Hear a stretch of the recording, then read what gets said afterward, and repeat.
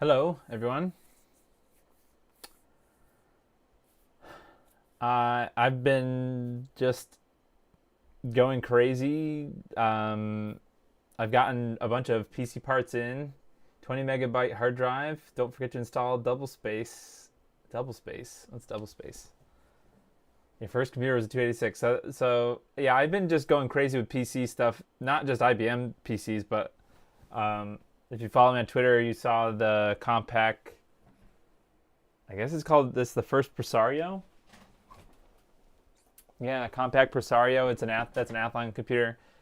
I'm trying to install Windows 98 on that computer, and for some reason, I get into Windows setup, and the mouse and keyboard don't work.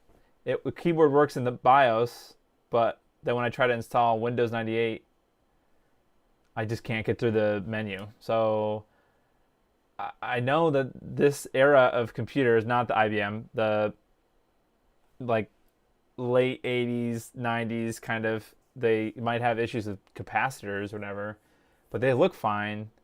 But I don't know if capacitors would just that's a very specific error to happen. So, hey, Taylor, how you doing? So, and I also can't get the time machine. I've heard them called retro rockets. Someone else calls them the Rasterai, I think his name is, calls them retro rockets when you make like a new or like a newer model, kind of act like an older model by tweaking settings in the BIOS. Okay, so that's not what this video is about. But I've been computering everywhere. I've basically been trying to verify that all the parts I've been buying are working. So I hadn't been able to test this S3. This is an S3 Savage, not an S3 Savage 4, but an S3 Savage.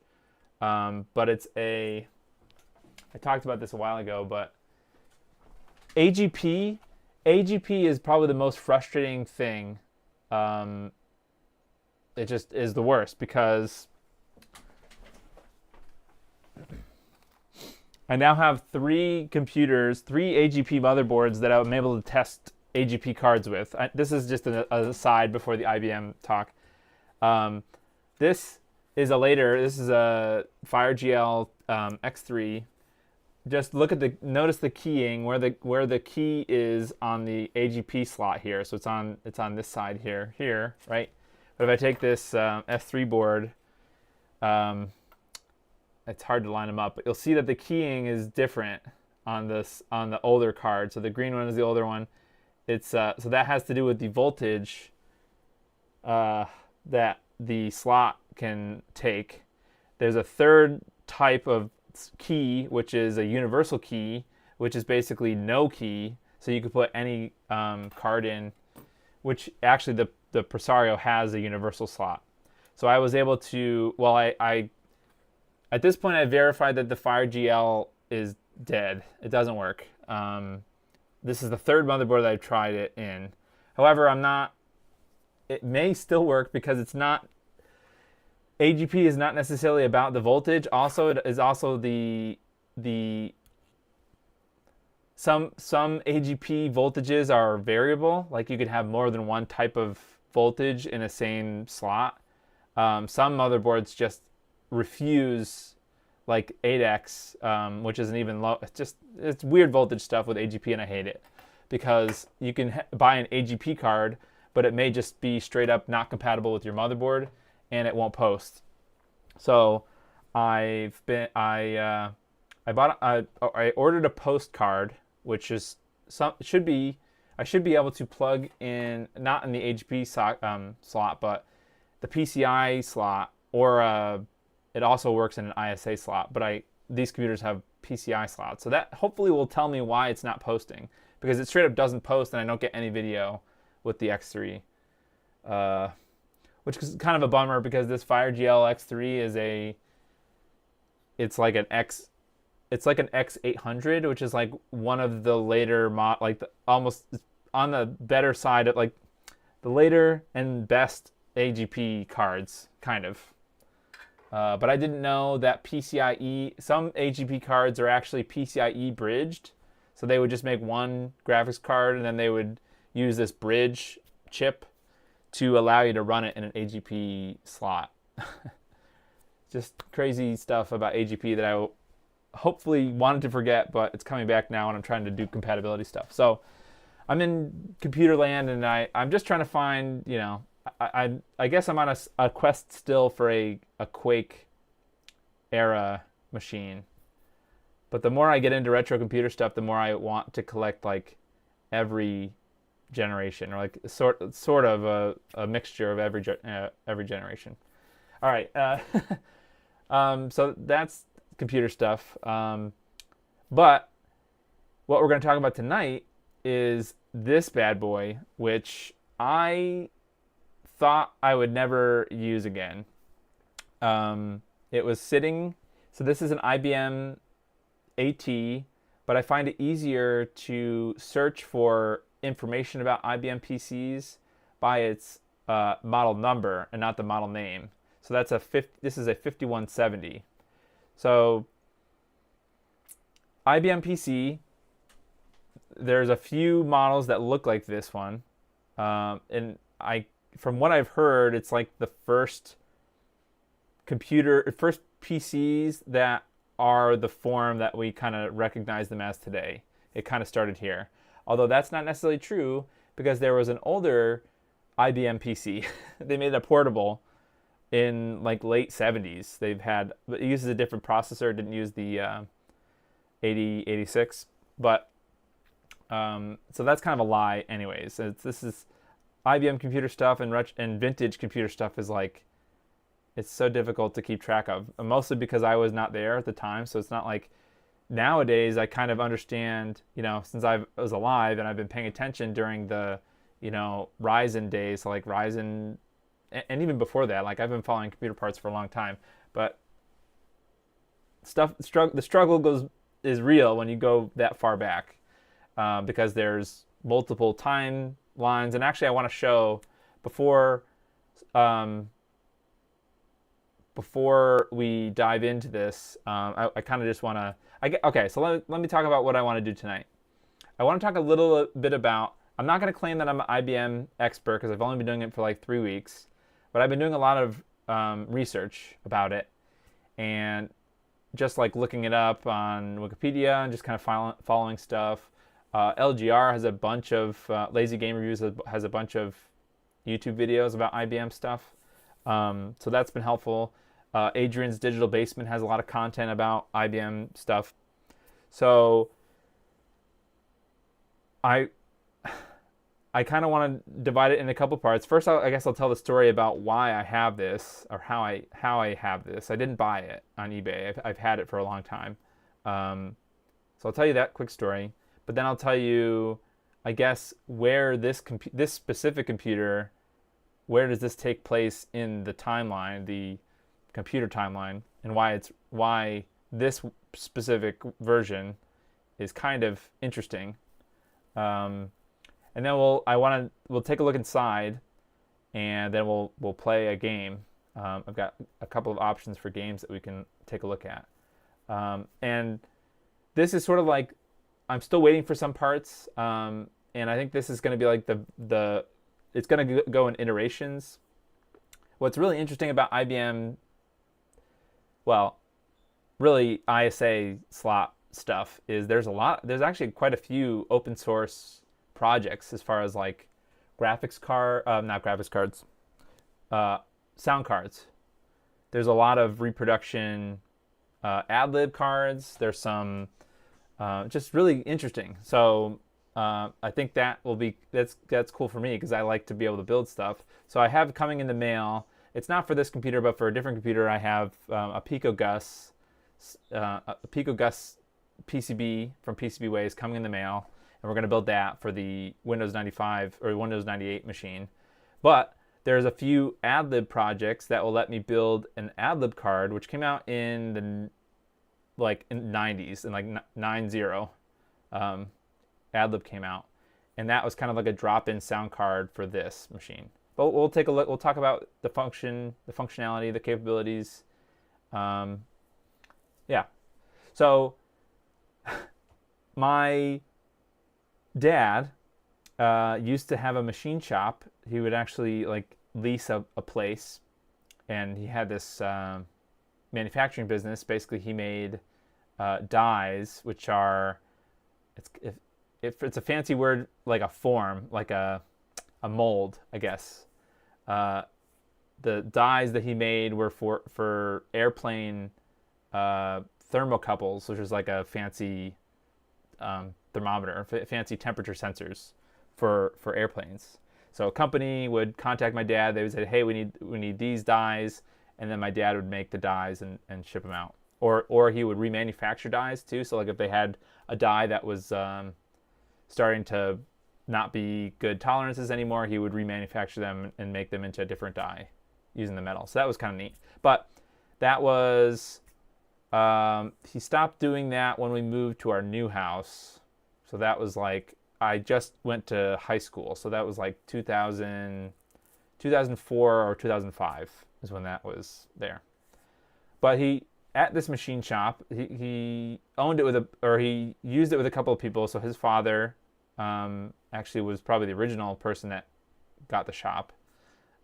They had a whole bunch of tools and stuff. So they had a bunch of Bridgeport machines, which it's like a fancy drill press, but it's like one of the ones that he had was like an automated one, so you could actually hook it up to a computer and it would run it. And then later on they got a CNC machine, one of those giant ones, like room size ones, that if you know how to program it, that is a cool tool. So I think that this computer was there. I know that it was there. I don't know what it was doing. I don't know if it was running maybe it was running the Bridgeport automation. Maybe it was running the CNC, some kind of utility for the CNC. But I mean, the time period for that CNC would have been way different. Like this IBM 5170 came out in, I would say 85. I don't have an exact date, but the BIOS chip has the 85. It has an 1985 firmware on it. So even if the latest it might have come out in 88, maybe, that still makes it over 35 years old, and it would have been out of date by the time they got the CNC. But it may have been the correct date for the Bridgeport.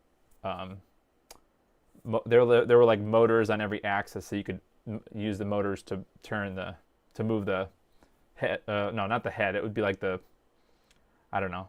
You put a part on a clamp thing, and you'd move the part around, and the mill would stay in one spot. So, anyways, that's interesting. So I don't really know what this computer was used for, but like I said, I got it right around the time that we moved to this new house. He got out of this machine shop, and kind of everything that he wanted to keep got moved to our new house, and they got rid of that shop.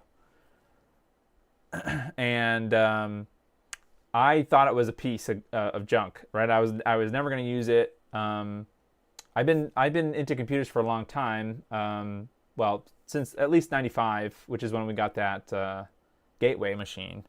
So this was nothing compared to the Gateway. So I like the Gateway more than I like this thing. So I never bothered to use it. Well, partly because at that time, if you think about 1995 Gateway multimedia stuff, so it was mostly CDs, very few floppies even at the time. Maybe the most I would look at floppies was for actually saving papers and stuff at school, but also like installing operating systems or driver disks might come on floppies. But for the most part, my PC gaming was done on disks.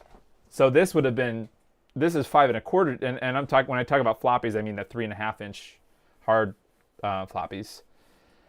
When I got this, I would have been like, "Oh, this is a piece of junk. I'm never going to use it." So I probably never powered it on when I got it. But I was still really interested in computers, and during that time, so it kind of lived at my parents' house I think it was in the basement or something. But I was still into computers, So some years after that, after 2005, I decided to open it to see what was inside and see if there was anything that I could salvage or use, I guess, in the other computers that I had, which is it's pretty dumb, like now. But I was younger.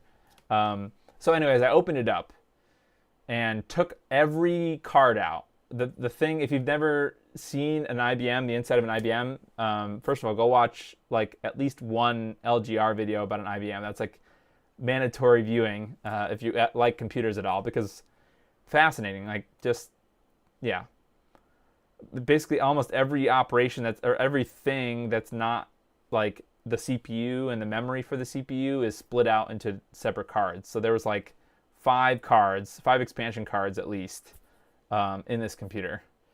And anyway, so I disassembled the entire computer, and I have no idea. Maybe I have them somewhere. All the screws for all the pieces that I removed, gone. I have no idea where they are. And I found replacement ones. I didn't source original IBM ones, but I found the thread pitch and the length and stuff. So I have new ones. So I put everything back together with the right screw size, but everything was taken out. All the cards, the motherboard, and the you can kind of see them on top here. And we'll go. I have a camera, actually. One of these buttons. Oh God. Yeah, here we go. I have a camera. Sorry. So we'll take a look at it later. But yeah, you can see. Oh, actually, I can talk about it. So on the right it came with. This is the stock configuration for this model, the 5170 IBM AT. On the right, there are 2 5 1/4 drives.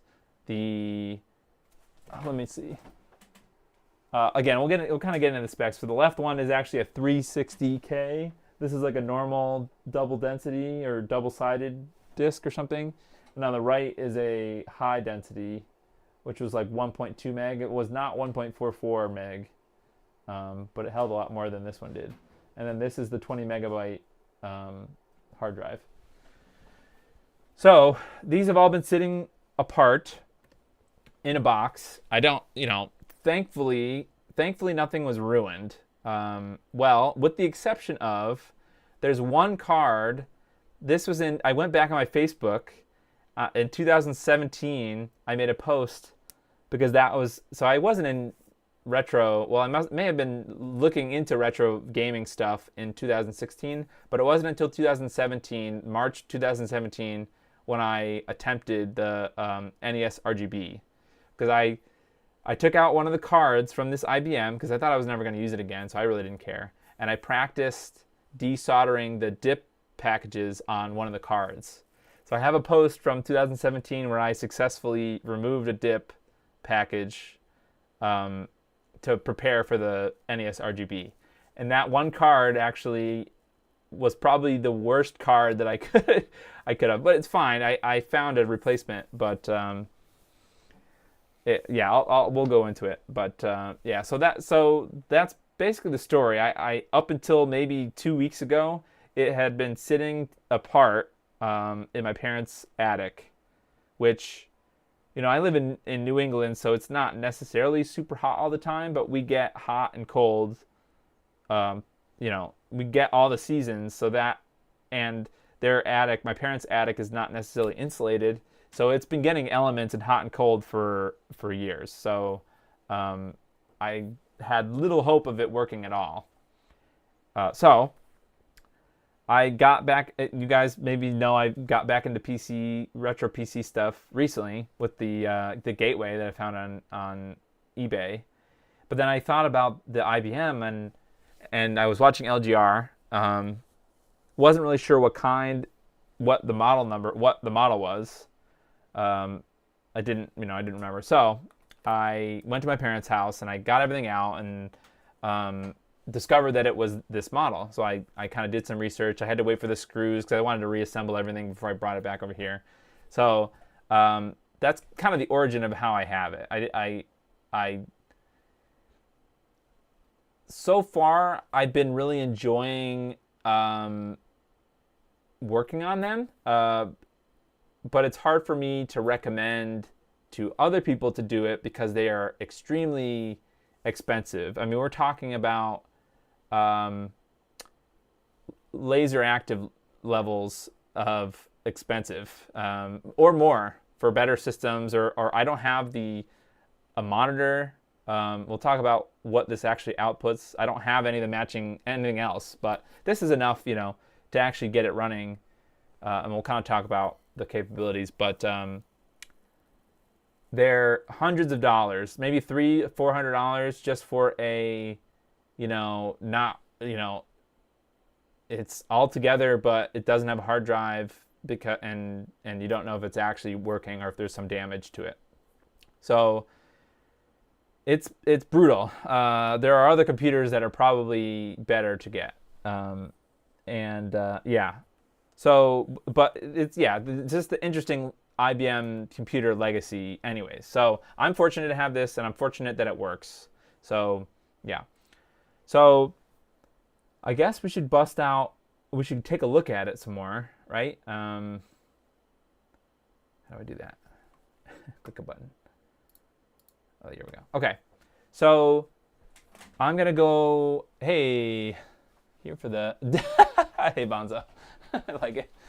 The retro computer arc. I mean, there are probably more games for PC than there are for. Well, that's probably not true, but there are just as many games, I would say, in this age that I have no idea about and have no capability of playing other than an emulator, which yeah. So, all right, let's talk about stuff. All right, so we can, if you guys want to. Oh shit, I didn't put my comments. God, I'm an idiot. Okay, I'm gonna talk while I turn my computer on. So maybe if we have time, I have everything to how to hook this hard drive up. I didn't think I had everything. This is a 20 megabyte hard drive made by Seagate, actually. So Seagate goes way back. So you can see it's a Seagate ST4038. And the interesting part about they call this an MFM hard drive. And this was kind of before IDE. You'll notice that there's two different this is a floppy cable I have here, but you'll notice that there's two different types of connectors on it. Hold on a second. So this is the floppy pin, 32 pins, whatever the heck it is for floppy. This is the normal looking floppy connector, right? So this kind of looks like IDE or floppy connector. But this other thing is actually a cart edge connector. It's called Shugart, but it's essentially the same thing. So it allows you to, it's like it has the same pinout as this IDE looking one, but it goes on these cart edge connectors here. And there's actually two. So this normal floppy connection would go on one side, and then there's an additional, I don't really know what this other cable does, and thankfully I kept this. I found this. So there's a second connector. So both of these connectors need to be connected, and then a normal Molex. So think about that. This is from '85, and it already has most of the connections that we had pretty much until today, right? So it's floppy. Well, interestingly, MFM is also the encoding scheme that floppy disks use. So technically, there's similarities between a floppy disk and these older hard drives, which is interesting. So maybe if we have some time, we can connect it to see if it still works. It is very heavy.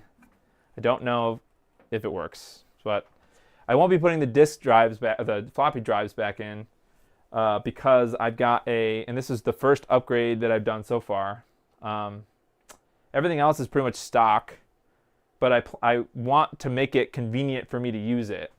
So I've got a flash floppy drive in here, and I've got well, I don't have it yet, but I ordered a compact flash IDE compact flash to IDE adapter. So that'll be the hard drive, and the maximum for the IBM is 512 megabytes, I think. So that will be the hard drive. So right now it has no hard drive. Interestingly, I'm just gonna grab the comments here. Okay, where's that up? Oh no, that's the last week's. Come on, guys. What the heck? I don't know why I said guys. It's my fault.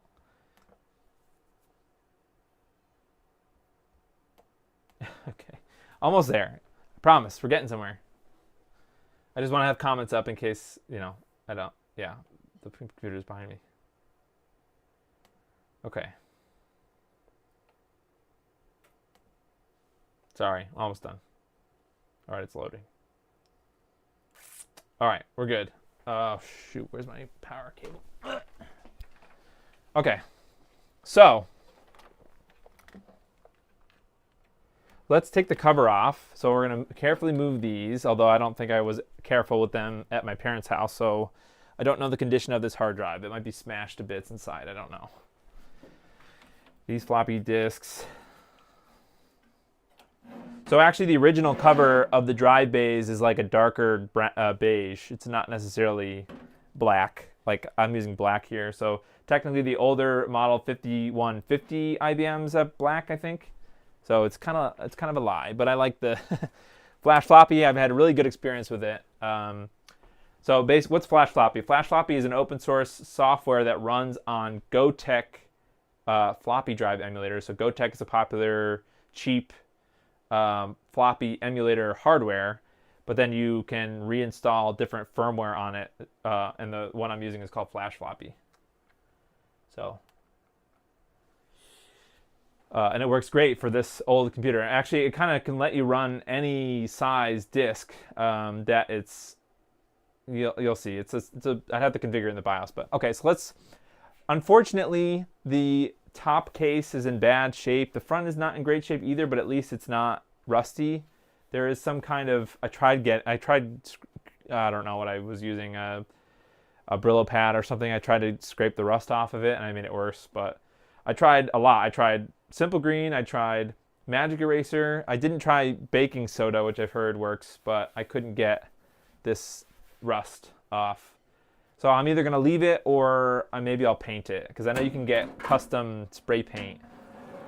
Like, people know the color code, Pantone color code. So you can order a can of spray paint of that color.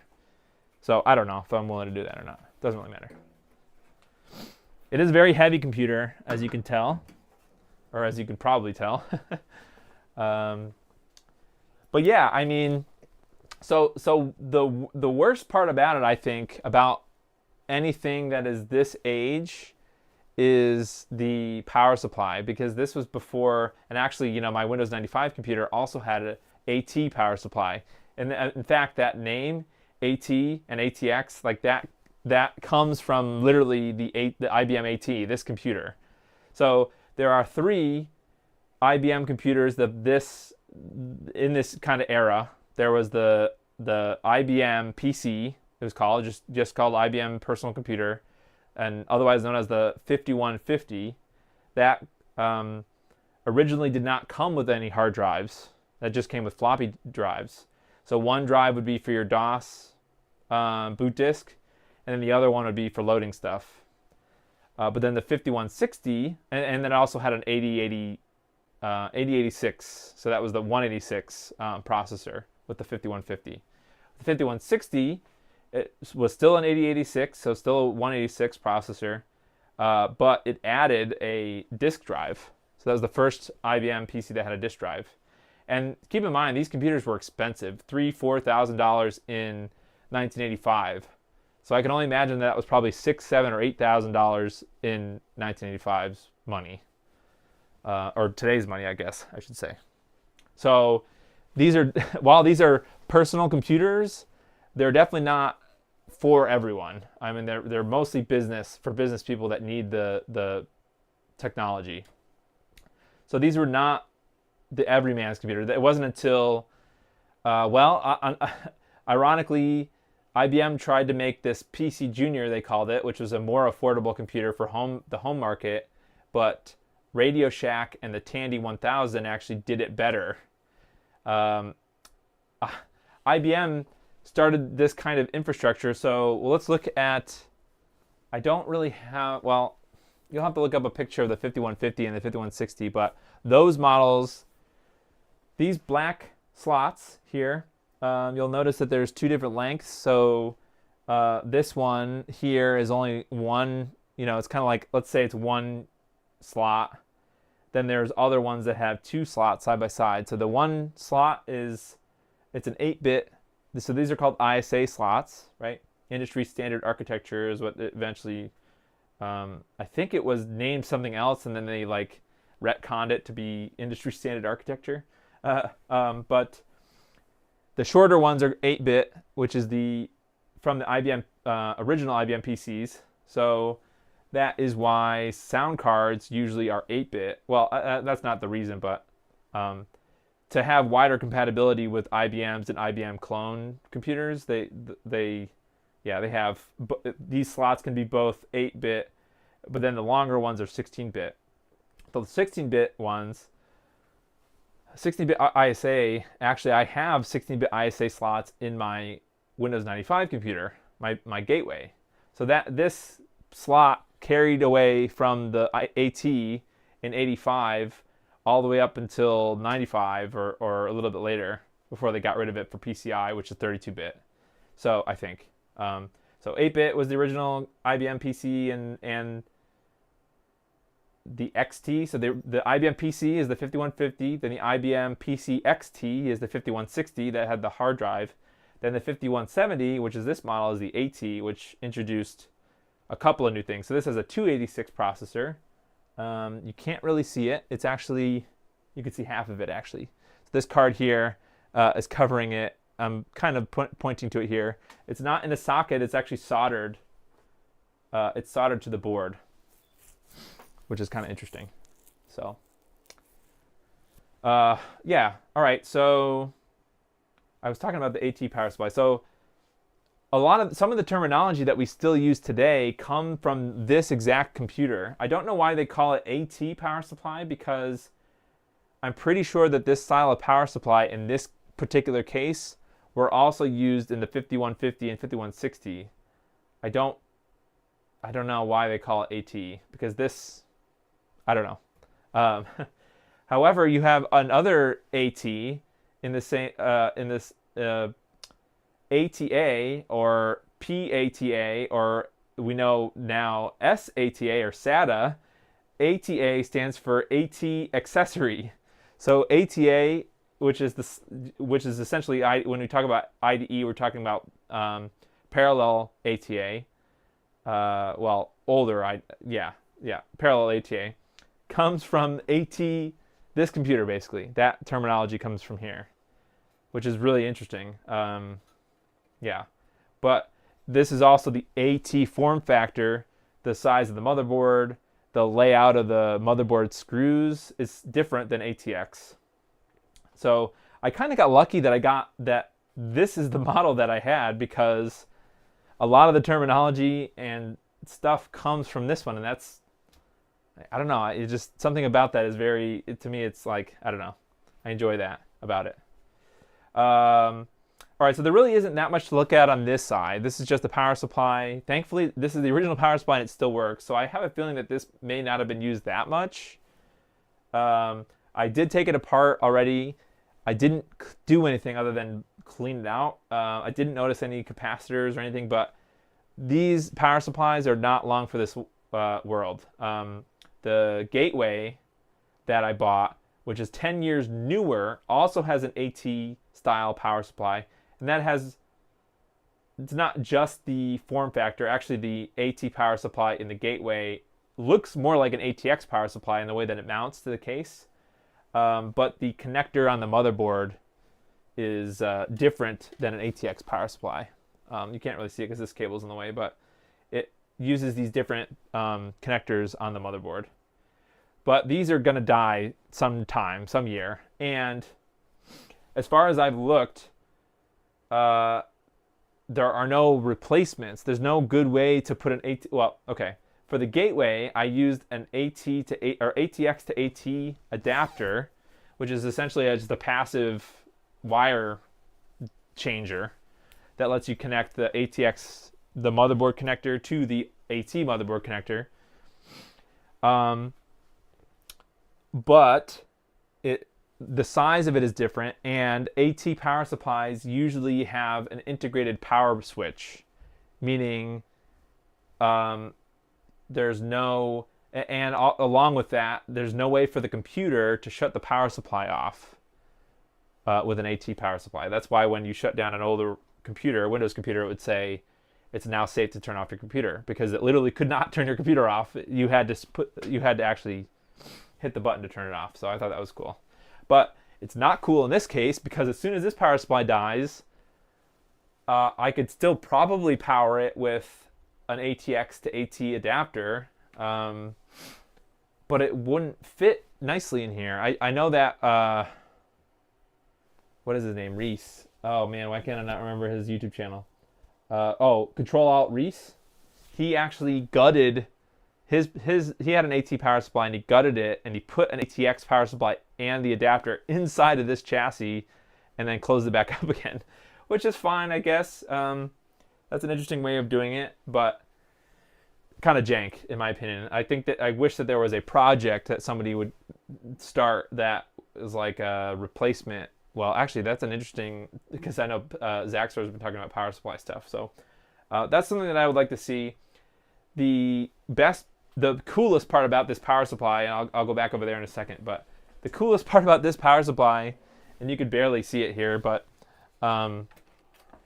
it has this huge red switch here. So this is the power supply, the power switch. What the heck? And it has an amazing sound. Well, we'll start it up later, but I love the sound of that switch. But like, you would have to bring that along with you with your ATX, whatever you decide to swap it out with. Yeah, well, yeah, it's risky, man. Remind me to talk about the IBM PS2, because there's some interesting things there, which is a later model IBM. But yeah, I guess this whole thing started with me wanting to build a 486, although I didn't buy this computer, but because LGR has a bunch of videos about, he has a 486 build, a bunch of builds, and that looks sweet. I know my Pentium is already better than the best 486, but just something about the 486 is interesting. So like, that is still the AT form factor, but there are so many clones, like different motherboards, different CPUs and cases. They're all AT style, so they're all this layout, right? Not this layout, but you know, the size of the motherboard is similar. It needs the AT power supply. It has ISA slots and things. Like that's what all the clones look like. So it's interesting, but it's like very expensive, unless you know, I don't know. I'm getting into this wicked late, but yeah, which makes it kind of tough to buy things. But all right, so let's talk about the slots, or the cards that I've got. I have, actually, before I talk about, so I went to school for computer networking, right? So that's one of my undergrad is in networking. And so we learned about token ring networks, and token ring is different than Ethernet. So a token ring, I believe you would have to make it a loop with cable, and you'd have to terminate it at one end, I think. Or is that, am I thinking about the wrong thing? Anyway, so this is a token ring slot, card slot, and it has a weird, it looks almost like a CGA slot, a CGA connector. I know you guys probably can't see it super well, but this is a networking card for this computer. I just took it out because I don't need it, and the more cards that you have in here, it kind of complicates the jumpers and how you have to set things up. So I just took it out to make it easier on me. Yeah. So I just thought that was interesting. My first PC was an IBM PS2. Yeah, they look sweet. They look really cool. Though these are ISA slots, what you're seeing on the case there. But PS2, the IBM PS2, certain models of it are like IBM's shtick for that model was actually proprietary slots called MSA or something. Let me look at it. PS2. MSA? Is it MSA? MCA, micro channel architecture. So they looked like PCI slots, but they were not compatible with PCI, and they were proprietary. So they didn't get a ton of support, and so they're kind of lesser. They're not as people don't want the PS2s as much, especially the ones with the MCA slots. Token ring is ring topology. Yeah, so I'd never seen that kind of connector before. I know that before Ethernet, before RJ, I guess it's RJ45 cables. I guess what we call Cat5 or whatever Cat5 cable. Before that, they used coax cable for Ethernet, and I guess also probably token ring. And then I don't know what kind of connector would connect to that thing, but that was just interesting. So let's look at the 3 cards. So let's start from easiest to hardest, I guess. So over here, the second to last one here, and I guess I should take them out and show you guys because it's kind of cool. And if you're watching this later on, if you're a random viewer of this video later on, you might be interested to know what things look like. Let me actually just unplug this just in case. Okay.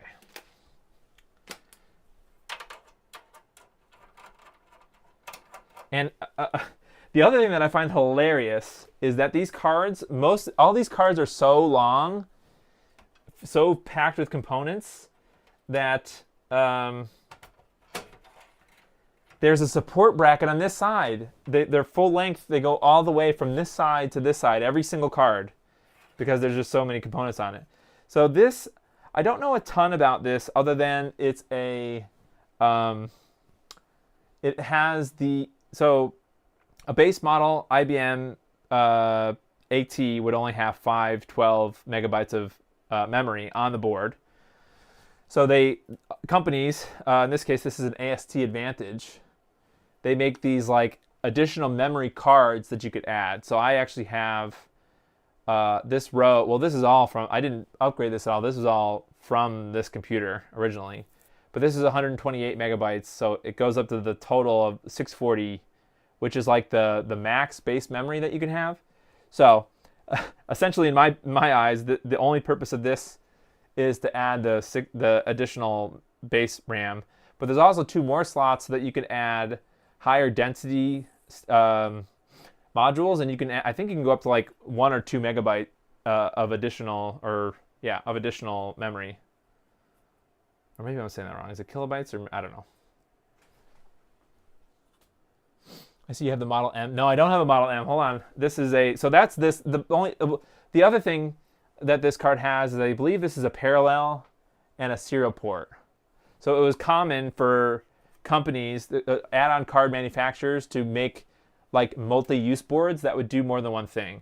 So this card, while it does add more memory, it also has the parallel ports because they're really the only connector on this motherboard that comes out of the case from the factory is the keyboard. So the AT, this is an AT style keyboard connector. So if you wanted any other additional connectivity, a mouse or a printer or whatever, you'd have to add it yourself. So that's why there were so many multi-cards. So anyways, that's the additional base RAM.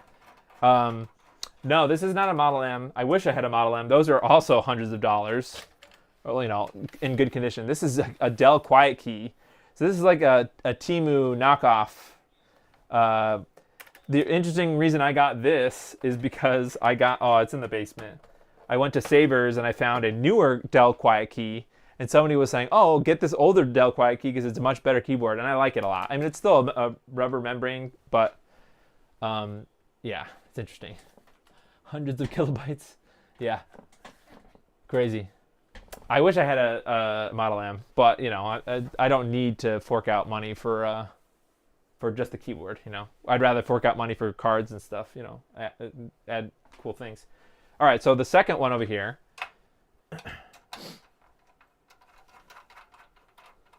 And sort of a pain, and if you've been following me on Twitter, I've been posting about it. I kind of found a weird workaround, but we'll talk about it.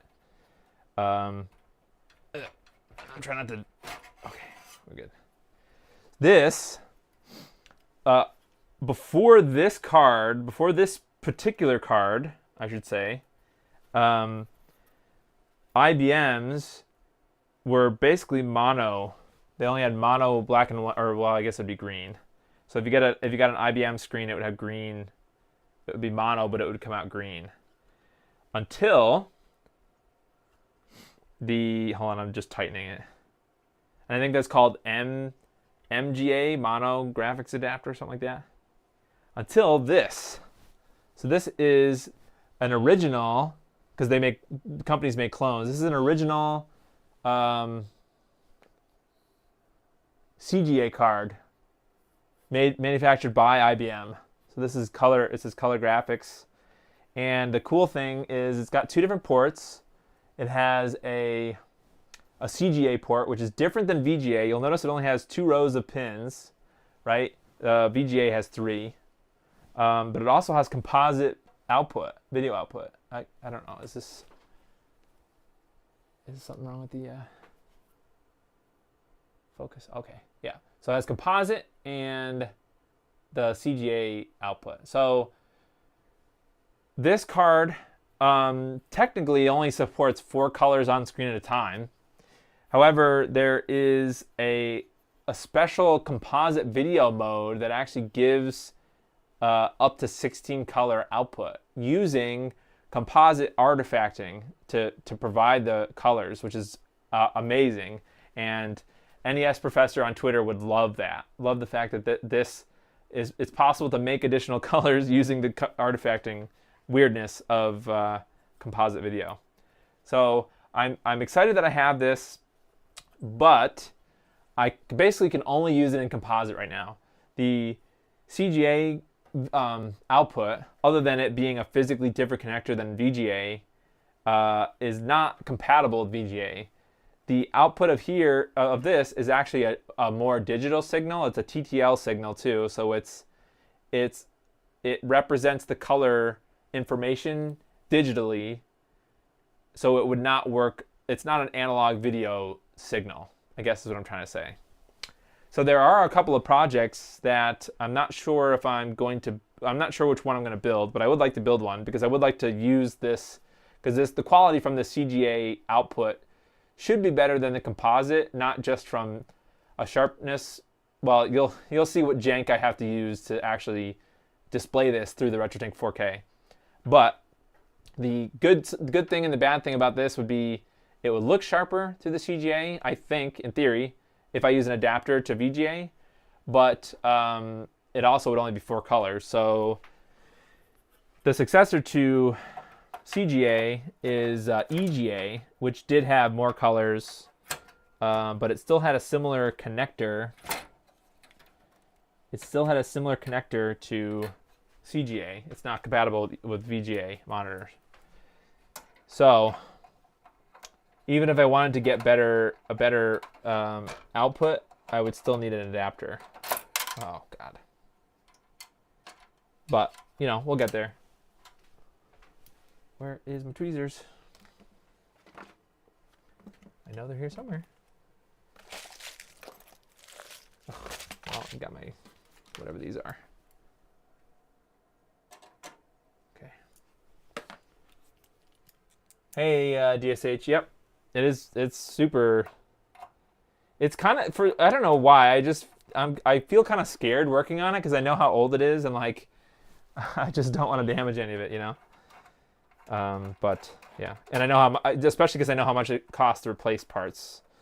So thankfully everything is original still. So that's the graphics adapter.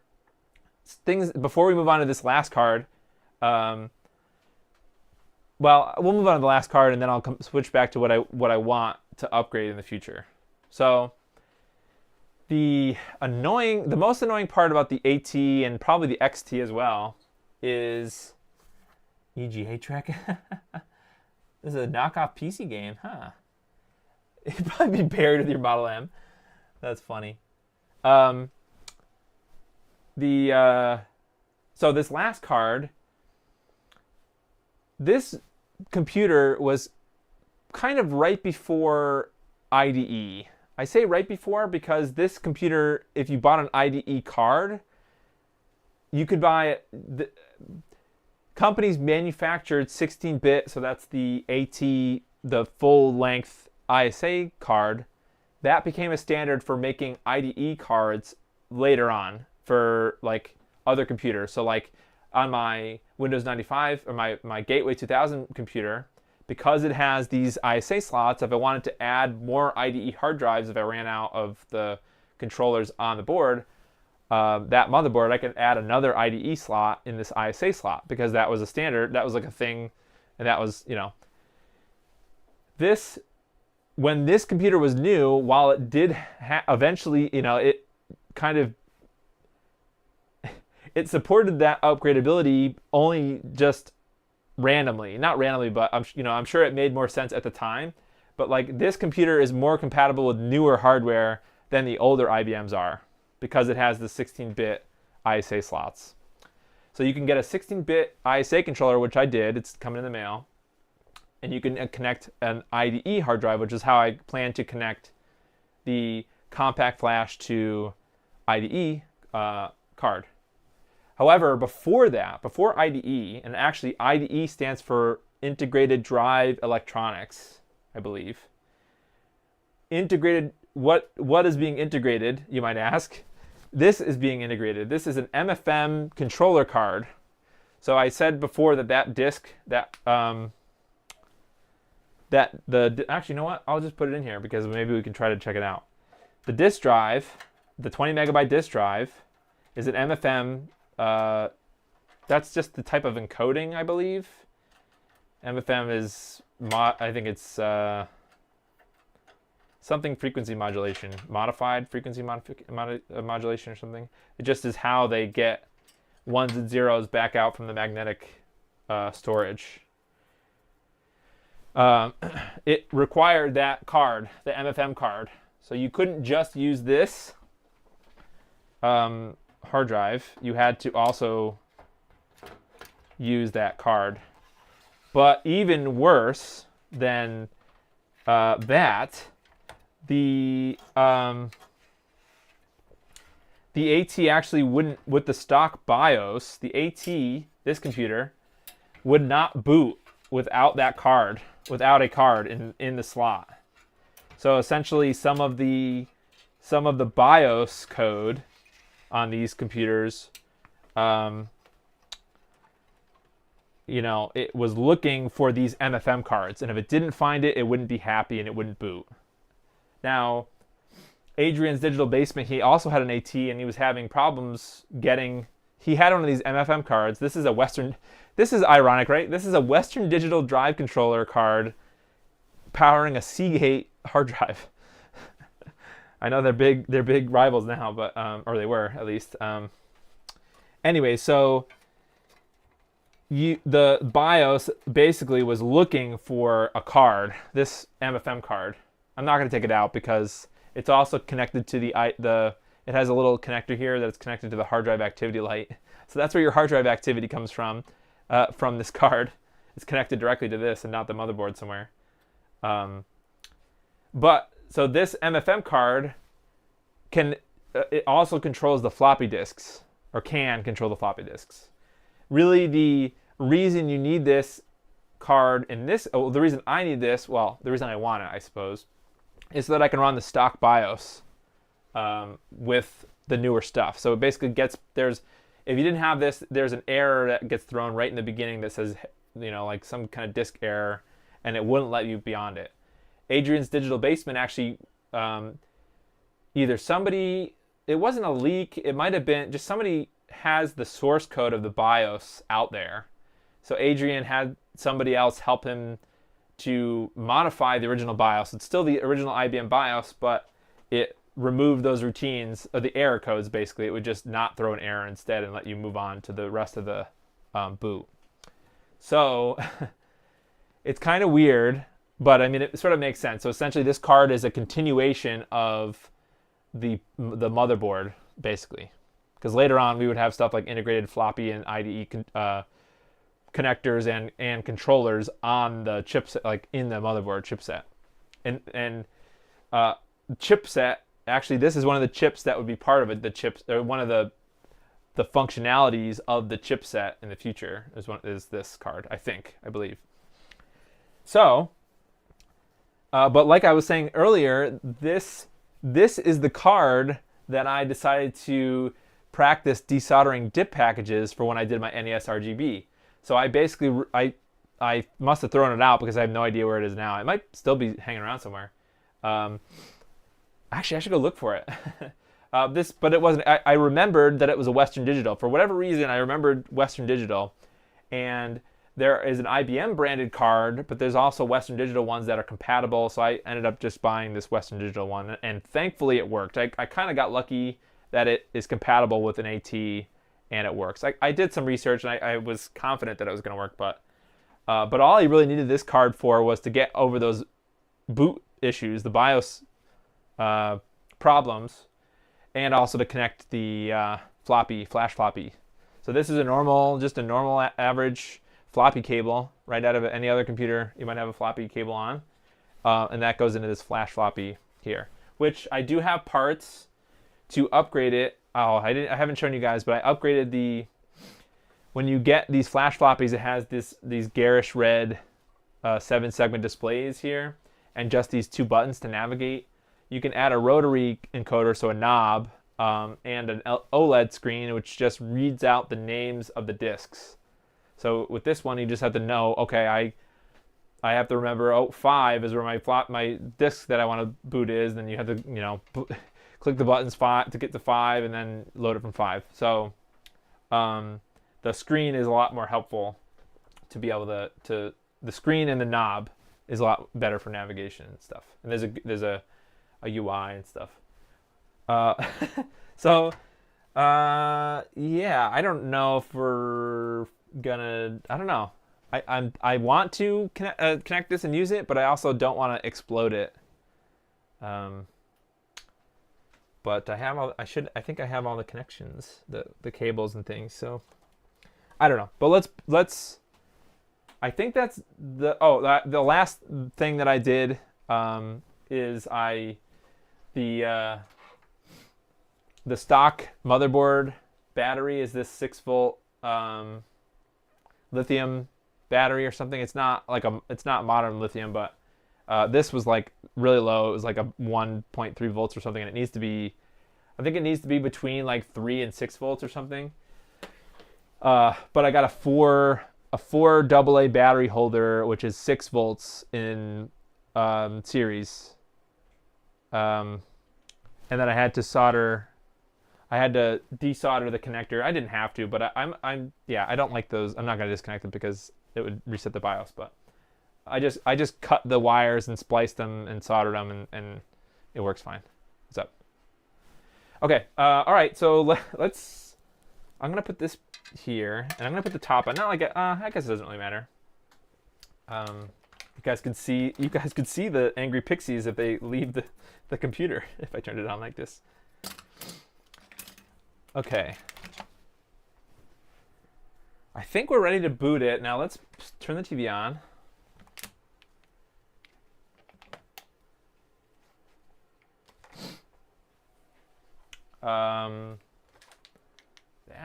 Okay. Now I can switch to, so I tried at first, and I'm not going to do it now because it's kind of hard to look at. Like it's just painful to look at. But I originally had the composite from the CGA card, which I've got to.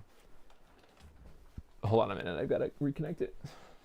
I had the CGA composite video connected to the RetroTink 4K, and it was not not happy, I guess we should say. It didn't like the output. The 4K didn't like it. But for whatever reason, I thought to... There's a little bit of rust on this. I thought to pipe the composite video through a RetroTink 2X Pro, and then the HDMI from that goes into the 4K. And that works. So for whatever reason, the 2X Pro is compatible with the composite video output from the CGA card. So what I would like to do is I would like to find out why the CGA card is not compatible. Like, I want to do some research. I have an oscilloscope.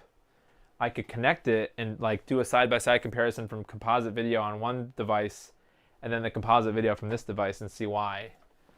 But I don't know if I'm going to do that. Or that I would like to do that. I guess I just need I need help. I would need somebody to, like, I don't know, help me through that.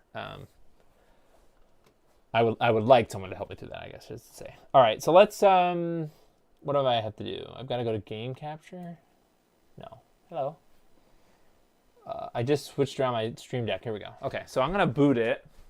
So first, let's boot into DOS. Oh, I unplugged it, didn't I? So this computer currently doesn't have a hard drive, obviously, or at least not connected.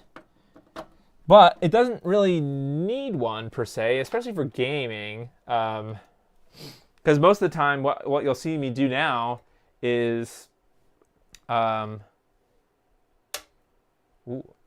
flashed. It'll boot into DOS. So this is going to check the RAM, how much RAM it's got, 640. And then it'll beep. Beep. Basically, the only sound that's going to come out of this thing is from the PC speaker in the front. And it is very loud. Okay, so I wish you guys could see. I don't know why it asks every time to reset the time and date, but I just hit enter and it gets through to here. So now we have DOS version 3.3. Is it super wiggly? It's super wiggly on your on the recording. So I'll get there. I want this to have better output, which probably means I'll have to have an EGA card, but I also need to have that EGA to VGA adapter thing. So that'll come in the future. So, but now that you're in DOS, I'm going to change to a different disk. I think it's this one. And then it's basically DOS, right? So I can type dir to see what's in this floppy. This is what? Printer. Oh, this might be the second disk for DOS. Okay. Oops. Derp. Ah, yes. You guys ready for burger?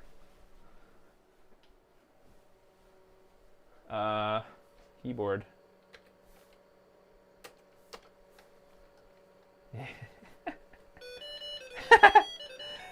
The music is so loud. Oh god, it looks worse than it did. Hold on a minute. Pause. How do I pause?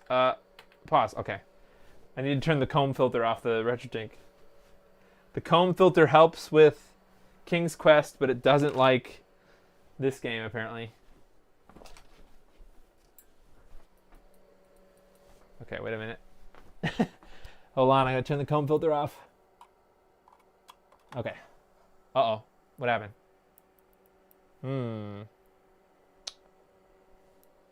Well, it didn't like that. Just gonna restart the, sometimes the RetroTink 2X gives some wonkiness. Oh, please keep working. God, really? Okay, I'm gonna turn the computer off and turn it back on again. I should have not had the comb filter on because it looked better in that other game. Okay, that's a little better. Oh, it's a little less wobbly now. Oops. So I want to go back to DOS. Shoot. There we go. So the weird part, one of the weird parts about DOS, IBM DOS, well, I mean, it's not different DOS. It's just this, DOS on an IBM. Some games used what's called a booter, which is like a boot disk, but it has the it has the game in it, right? So it lets you boot directly into a game, and we'll get to one of those in a minute. I don't have that many games. I'm still trying to kind of figure this whole thing out, and I've been working more so on the hardware side than the getting some games. But for right now, I've just got Burger Time and King's Quest. I was trying to get this Mickey game to work that I remember playing when I was like 3 or 4 at the library, but that only supports 1.44 megabyte. The later model, basically 3.5-inch floppies. So I have the files, but this version of the IBM BIOS supports those types of hard drives or floppy drive. So if I had a 3.5-inch hard drive and the original discs, I could configure the BIOS. However, when on these IBMs, there is no built-in BIOS utility. You have to run a separate diagnostic utility to basically configure the BIOS. So if you do nothing, if you don't have a disk in at all, it's just not going to boot into anything, not even a BIOS, unless you have the diagnostic disk. However, there's a limitation in the IBM diagnostic disk that doesn't allow you to set a 1.44 megahertz 3.5-inch drive in it at all. Oh God, this is like a demo in it. I don't know how to turn the sound off. It's F3 maybe? No. So well, you guys are gonna have to live with. This is a demo. This is not me playing. This is a. It kind of looks good, doesn't it? For 85 from 1985 computer. What was I just talking about? Come on, Burger Time, you ruined it. Oh, so anyways, I don't have the capability of running that Mickey Mouse game yet until there's this utility called G-Setup, which is like a generic BIOS utility that does let you configure with that thing. However, I couldn't get that to work in composite video CGA mode.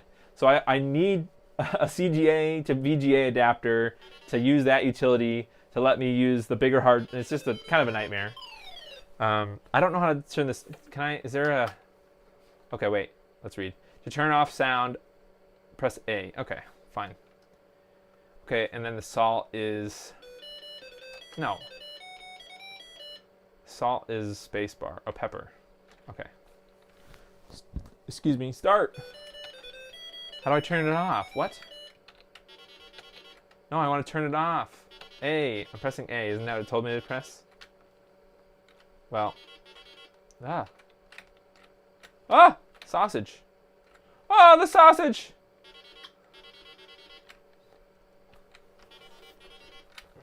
This is the kind of quality programming you can expect from an IBM AT.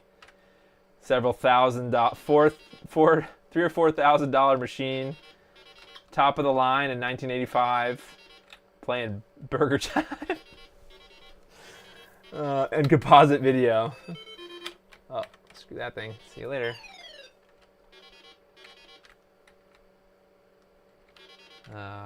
Yes. I would say that this brings me back, but I was never there in the first place, so this can't bring me back there. It's like vaporwave, you know. No one's been there. No one's been to vaporwave before, but it is just very nostalgic. Oh no, the egg!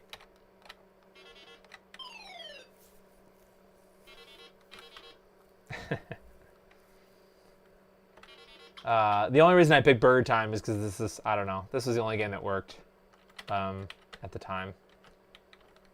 Boots from DOS. So the difference, I guess, would be once I get the CF drive working. Oh, I'm dead. Once I get the CF drive working, then I'll be able to install games or dump games into the hard drive, so I won't have to use the disks. So that might make it a little bit easier. But there are certain games, like I started playing King's Quest, which we can switch to in a little bit, and I'd like to do some gameplay of that. Like I actually like to play that game because it just looks cool. But what was I gonna say? That game uses a boot disk, So you boot directly into the game instead of using DOS first. So yeah. But you also save your game to a second flash drive. So that's the cool thing about flash floppy is that you can just create a blank flash drive image using a computer, any other computer, and just copy the empty flop. Ooh, that chef guy is very happy. I don't know how loud this is to you guys, but it's extremely loud to me, and A didn't work. A didn't turn it off. Oh, I'm dead.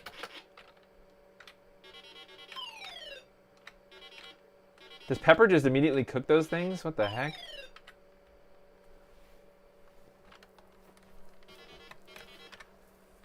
Yeah, so as far as upgrades, I would like to get an ad-lib card. I'd like to make an ad-lib card. There's a few projects. I've actually ordered the sound chips already. There's 2, I don't remember exactly the brand of sound chip. So I've ordered those on eBay. And there's a bunch of projects for the rest of the components that you need.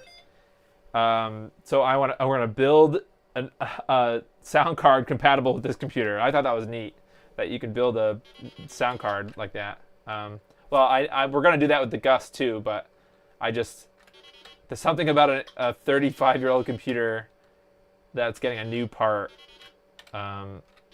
in 35 years later. I just thought that was cool. So the sound card, the ad-lib sound card, and then an EGA graphics card at least. They make VGA ones, but those ones are released in. I think the only VGA cards that they made with ISA was at least like 90s, or you know, early 90s. So it's not necessarily the same era as this computer. This computer, you either would have just left it stock, like it wouldn't have been a gaming computer, but I couldn't imagine somebody gaming on this when it was new, I guess, is my... So that's what the IBM Junior was. But, or that was what it was meant to be. It was supposed to be cheaper IBM compatible that IBM actually produced. But other companies, Tandy, ended up making a clone of that computer, the IBM Junior, but they made it better. They used this some specific sound chip that made some specific sound. It wasn't like a sound card because it was built into the Tandy 1000, but and there was also a graphics chip that was built into the Tandy. It was not like it was not a color graphics adapter, but they called it Tandy graphics and sound, even though it was like IBM compatible graphics and sound. But I guess you can't really add Tandy graphics and sound to another computer because it's like integrated into the board. So I guess that means eventually I'll have to buy a Tandy 1000 because there was a lot of games that people made for the Tandy 1000 specifically, even though they both ran DOS. They're both IBM compatibles, but just those little nuances and just the way that they marketed stuff. The Tandy was where it was at, I guess. So that's another thing that I would like to get. So let's get out of here. And now I need to find, I believe I want to go to 5, maybe 5 is my King's Quest booter. So I'm going to restart the computer. I'm going to switch to that boot disk, the King's Quest boot disk. So you don't even need to boot into DOS for this one.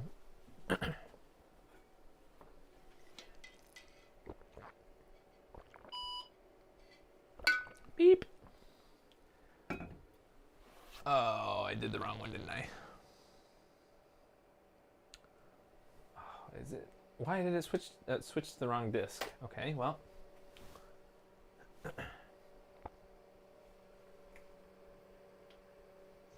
Ah, business.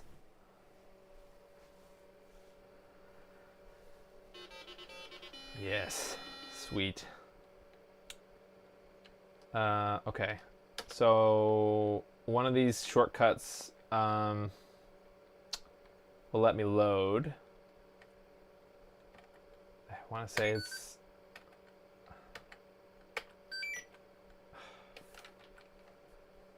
Oh, maybe it's 3. No, not save game. No! Press the enter key to exit. Okay. 2 or 4? Oh, here we go. 5. Okay. So 5 loads the game. So I have A. And now, so this game is... Oh, God, this sounds awful too. I want to get rid of the sound. This game saved games on a second disc. So if you had a different disc, well, I've got an emulated disc, but so I'm swapping to that.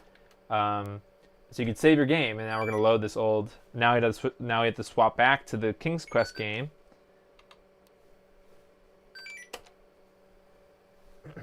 And it should load me off where I was. Hey, that's cool.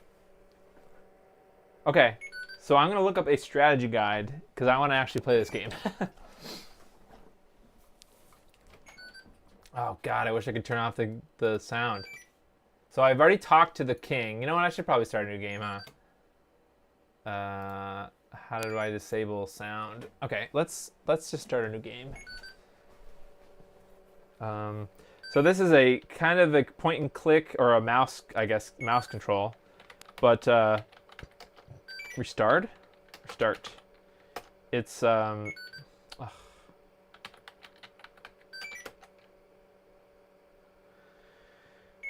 new game.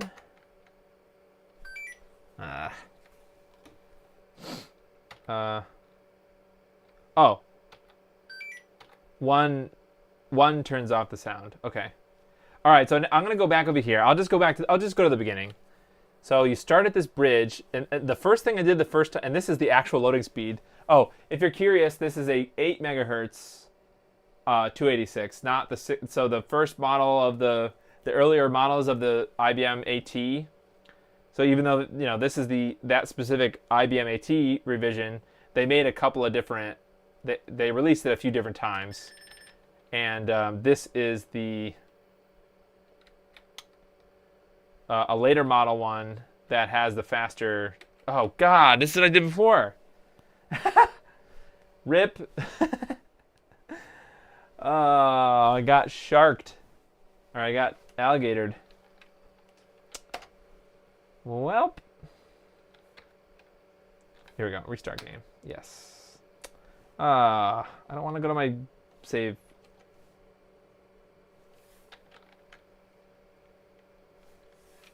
Fine.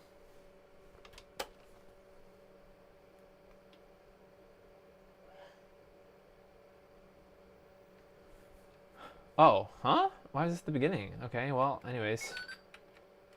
It's like pixel perfect to get across that little bridge. All right, so this is where you start the game, and you go down. I go down here. Well, I'm gonna look up a strategy guide actually. Oh, I want to press 1 to turn off the sound. I went in here before. I went into the king, and then I went into this castle, and you type open door. Then we go in there.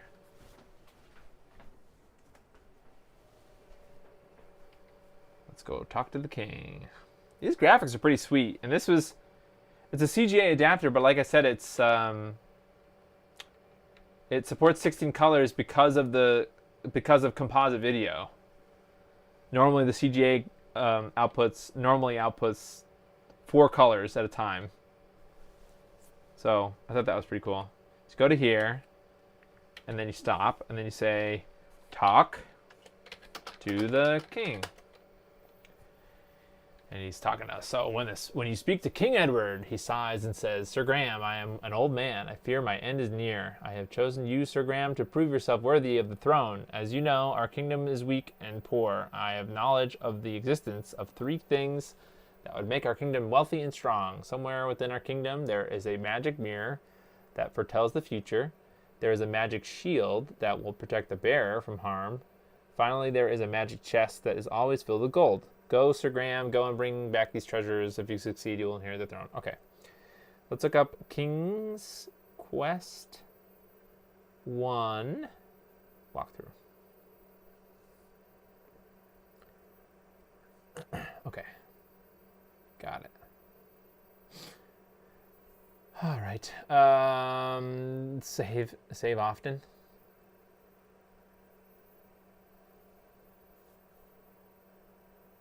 Oh, it wraps around. Okay.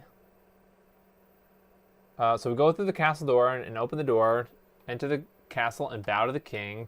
Talk to him to learn of Graham's quest and leave the castle. Okay. Let's go leave the castle. I wish this looked better. I wish the RetroTink 4K worked with it natively, because it doesn't. It's in black and white. I could switch over to just the RetroTink, but it would only be in black and white.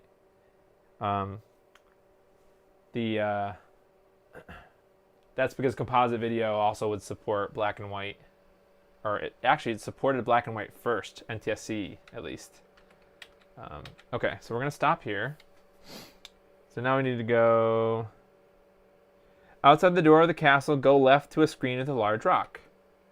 Okay.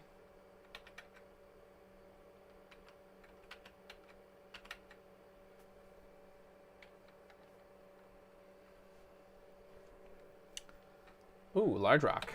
Okay. Stand north of the rock and push the rock down to find a hole. Push rock. Oh, look at that. With a heave and a hoe, you manage to move the rock, revealing a dark hole underneath it. If Graham tries to push the rock while standing south of it, he will die. Oh my god. Okay, so I'm going to save. I press 3, and then I want to be letter A, and I got to switch to my save disk, hit enter, and then switch back to King's Quest and hit enter. Okay, good. Okay, wow, that's crazy.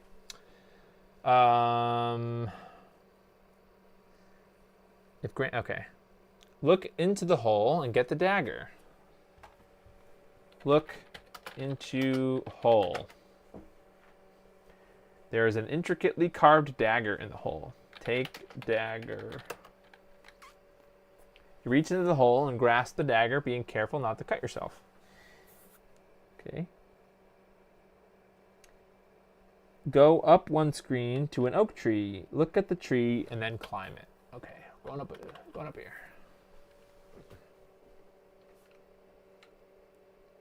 So this game came out in 85, I think, or 83 or something like that. So this game predates this computer. So what I'm looking at, look at tree. This is a very large oak tree with branches stretching to the sky. Climb tree.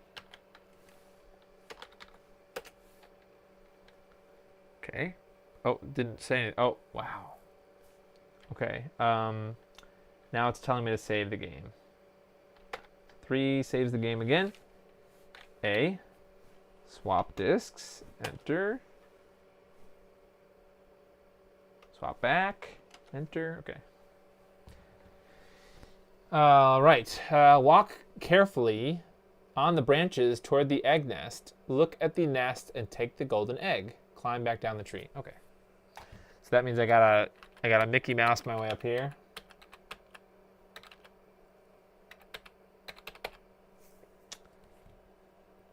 What is it saying? Look at the nest. Look at nest. There is a pure golden egg lying in the nest. Take egg. The golden egg is so heavy you almost drop it. Well, good thing I didn't. Okay, now we go down the tree, right?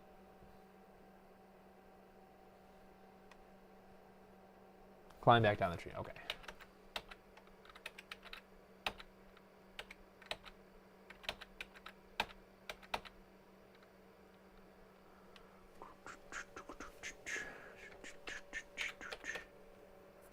Okay.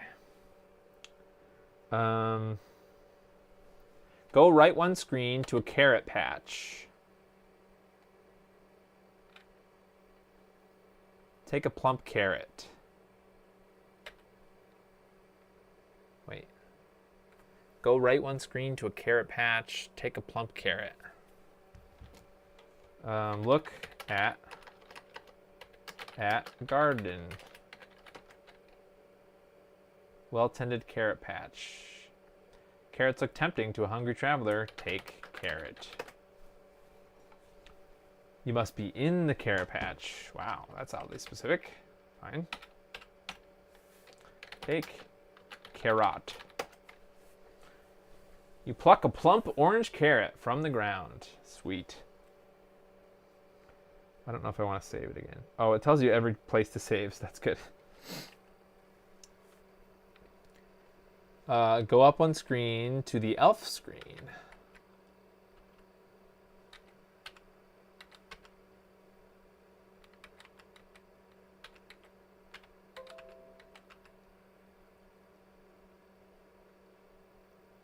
There's an elf that wanders in... Oh, wandering on the banks of the lake, you see a cute little elf. Okay. Leave the screen and return repeatedly until he shows up. Talk to the elf. Okay, so do I walk over to him?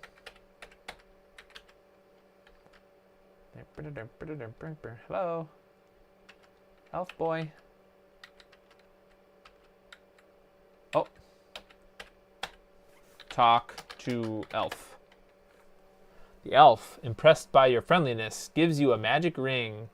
Kind person, know that one only once, or what? This ring will make you invisible, he says, and then disappears. Well, nice.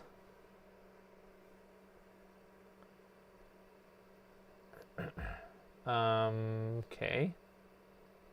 Leave this. Oh, talk. Okay. You can use the ring to get past the evil characters wandering in Daventry, such as the witch, the ogre, the sorcerer, the dwarf, and the wolf. However, it is best to save the ring for somewhere else. Something else. Go up one screen and get the bowl.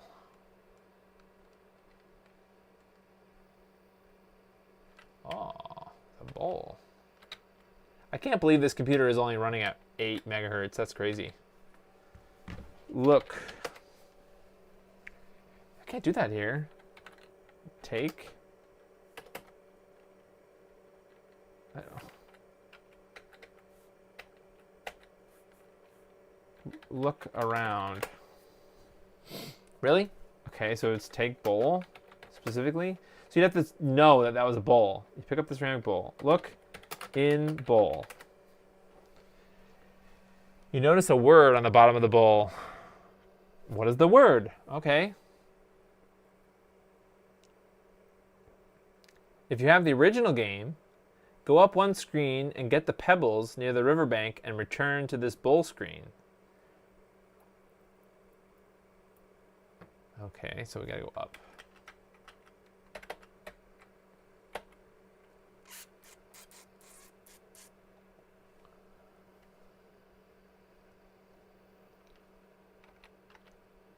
Oh man.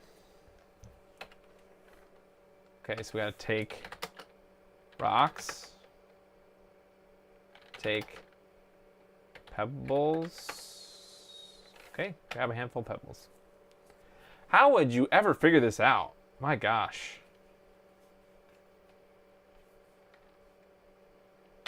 Okay, so I'm down here again. Then I go left one screen to the walnut tree. Keep picking up walnuts and opening them until you get a golden walnut.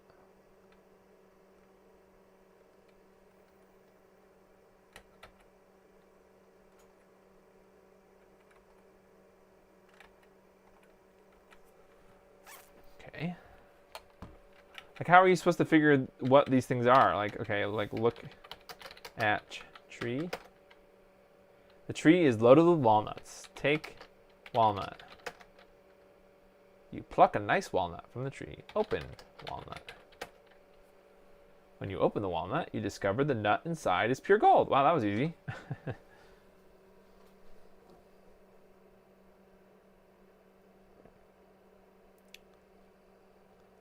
Okay, go down 3 screens and go left 1 screen to a lake edge. So 1 screen.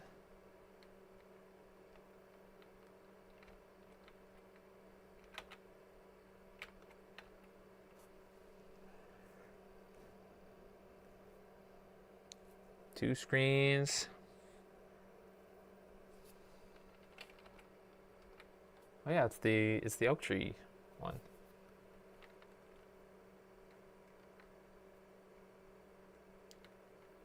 And now we go over one.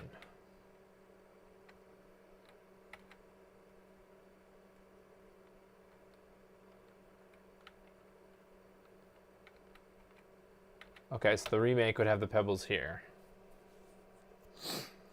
Go left 2 screens to a stump. And a log. Where do I go left? How do I go left? Isn't this water?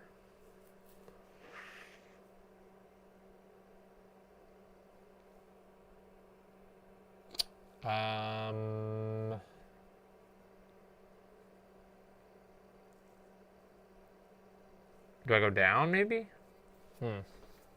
Let's save it.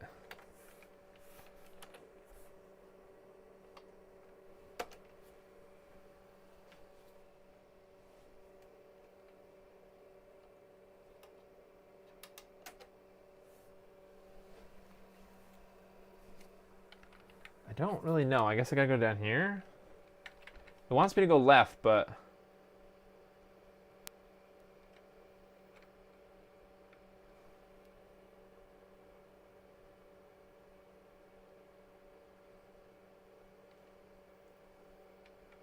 to a stump and a log. So 2 screens would be this or the next one?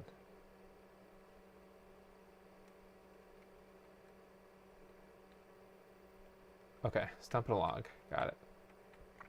Look in the stump and take the pouch. Look in stump. Inside the old rotted stump, you notice a small canvas pouch. Take pouch. Oh, pouch. Take pouch. Notice the pouch feels aged and tattered.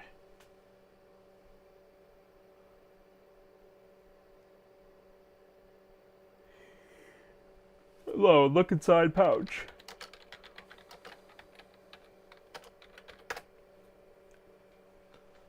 Look in pouch. The tattered pouch is made of a coarse can. Yeah, okay. It says there's diamonds in it. Open pouch. Cautiously, you open the pouch and see many sparkling and flashing diamonds. Quickly, you close it again so as not to lose any. Okay. Go right 1 screen and down 1 screen to the woodcutter's house.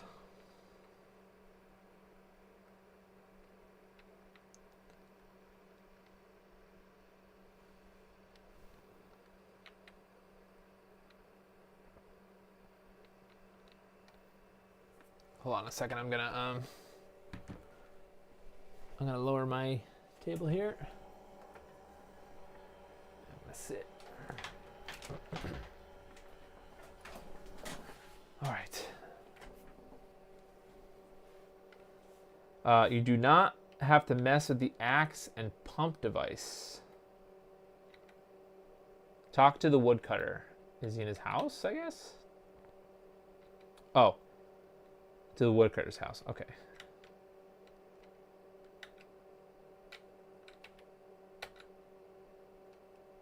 What is the... Wait a minute. What is the word? So is this...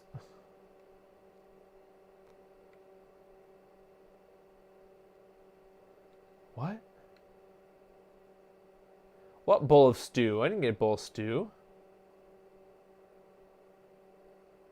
Do they have stew?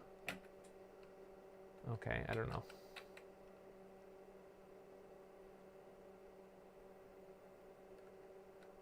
This guy? Talk to the woodcutter. Talk. Talk to woodcutter. Really? You would have to know specifically to say talk to woodcutter? Welcome to my humble abode.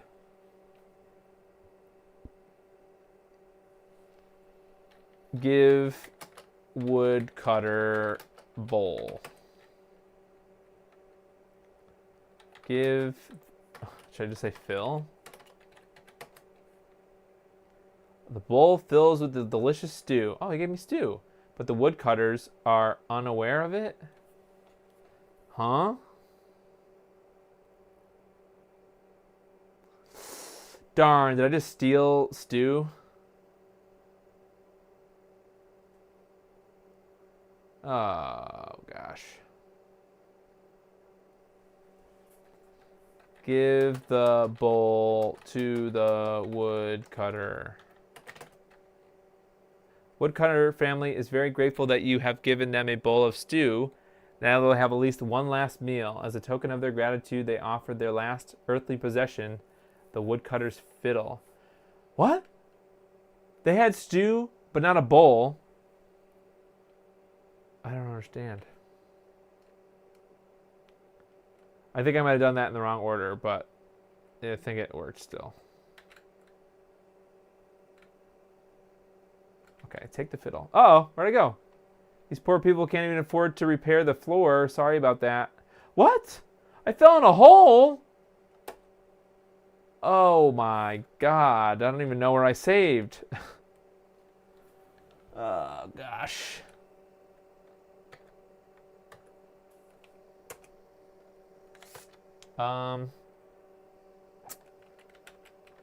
Well. Oh. Wah. A. Okay. Dang, I should have saved. I did not know that that was a hole in the floor.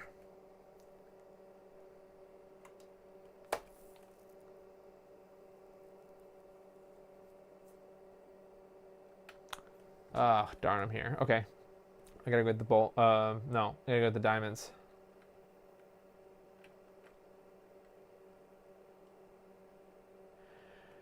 Woodcutter guy just gotta be following a walkthrough and finding those diamonds himself, you know what I mean?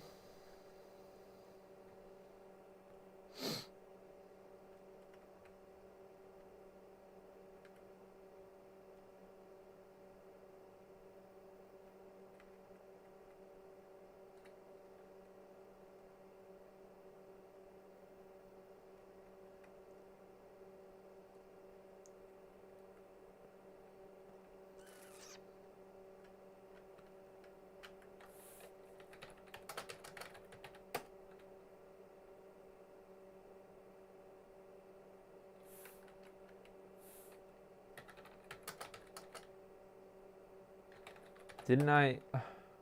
Oh, there we go. I wasn't close enough. Take pouch. Open pouch. Sweet.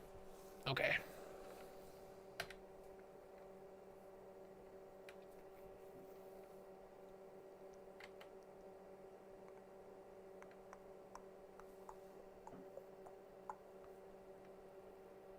Alright, woodcutter. I should save it just in case there's some other craziness.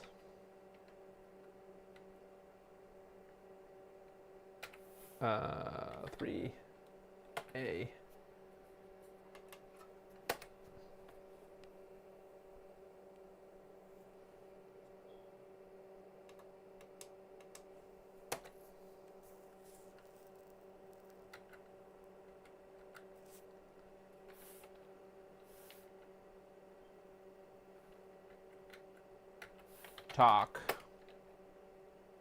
Talk to woodcutter. Give woodcutter the bowl. Maybe they're. Oh.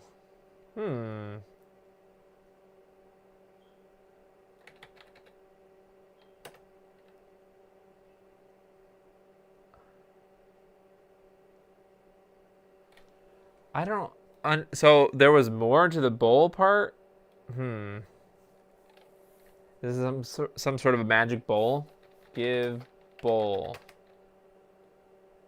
The woodcutter family is very grateful that you have given them a bowl of stew. Now they will have at least one last meal. As a token of their gratitude, they offer their last earthly possession, the woodcutter's fiddle.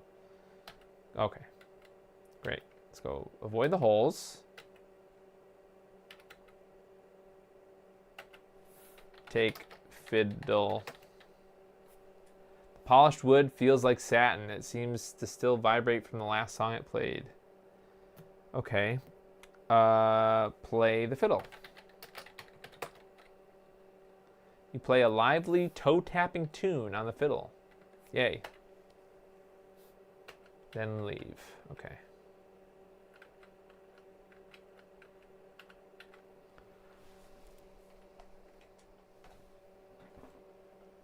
Neat.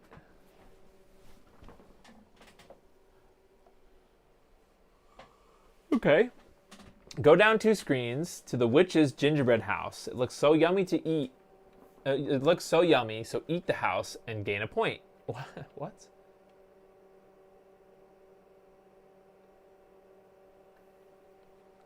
Oh! I almost fell in a hole. This is not correct. Oh, go down 2 screens. Okay, well, don't walk in the water here.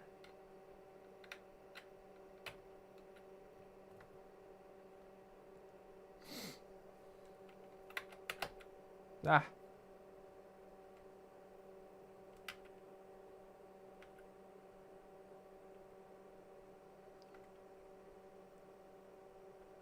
Whoa. Nearby is a sorcerer. His mystical powers can leave you immobilized. See you later.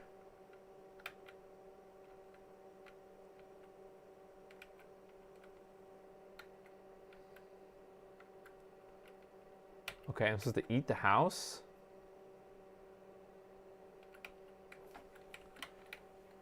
All right. Look at house. This is the sweetest little gingerbread house you ever saw. The walls are cake, the roof is frosting, the chimney looks delicious, and the candy path and cookie fence are unbearably tempting. Eat the house. The house looks tempting, but you need to get closer. Oh. Eat the house. As you begin to eat the house, a squeaky voice from somewhere says, "Nibble, nibble, little mouse. Who is nibbling at my house?" Nobody. Save the game. Okay.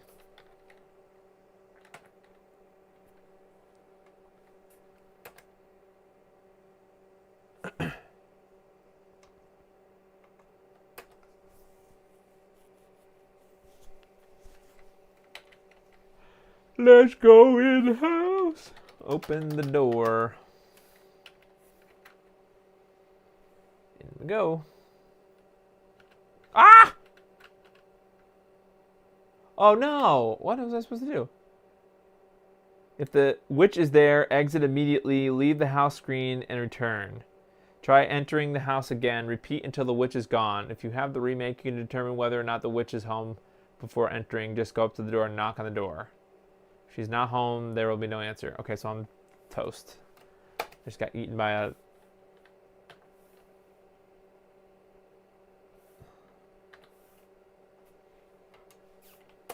Got eaten by a witch.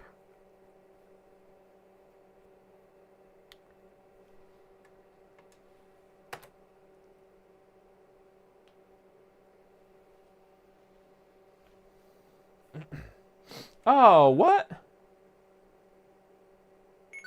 Wait, did I just restart the whole game? No.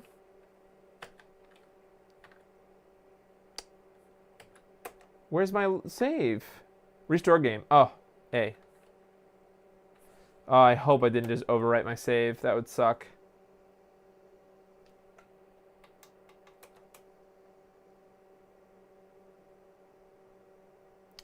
Oh, okay. Whew. Oh, that was close.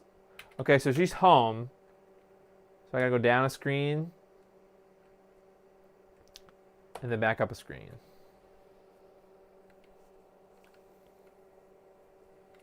All right, open door. Let's go in. Ah! Scary.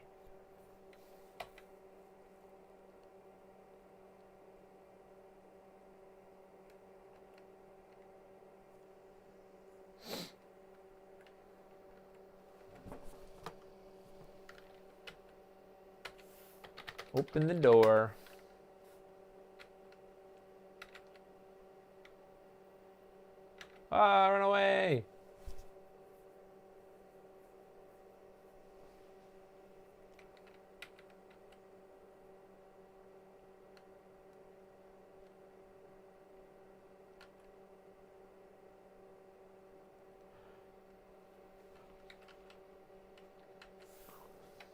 Open the door.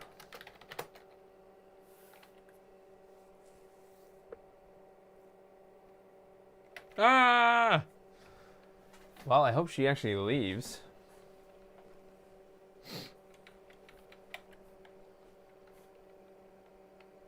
Yeah, I'm not. Oh gosh! The witch was flying away. Flying around. Okay, so that means she's not home?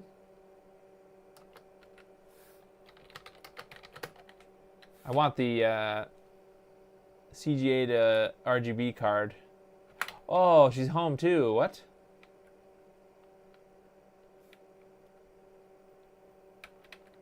Some crazy stuff happening.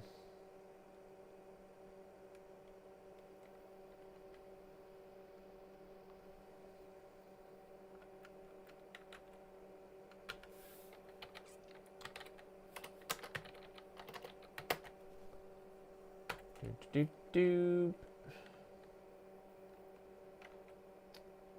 Well, I don't know, man. Maybe I do have the, let's see. Knock on door. Knock. Okay, well.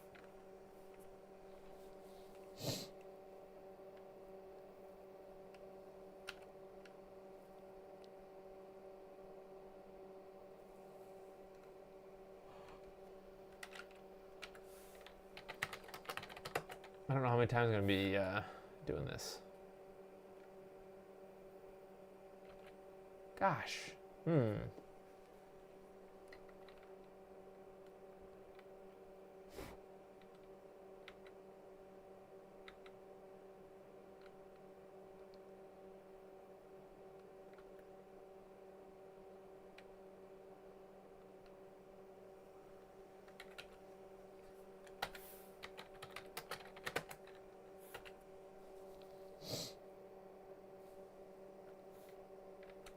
Oh, come on, witch. Get out of here.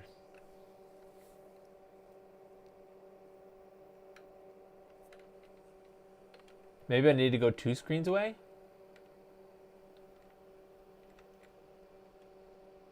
Let's go another screen over.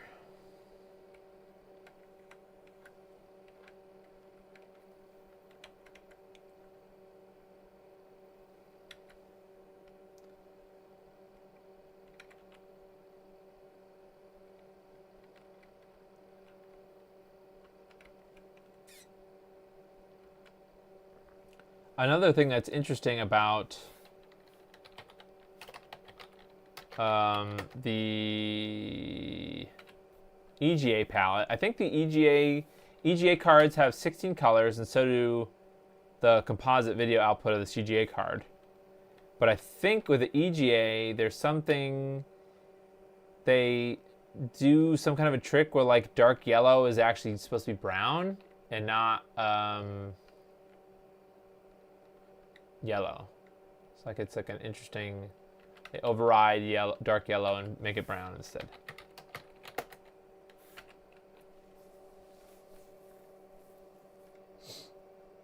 Oh, come on, witch. All right, you know what? I'm done. Let's ooh, we should, nah, it's too late I think to connect the hard drive as much as I want to. I gotta pull it out and I gotta make sure I can fit the cables in there. All right, and yeah. All right, let's turn this off. I already saved, so I should be all right.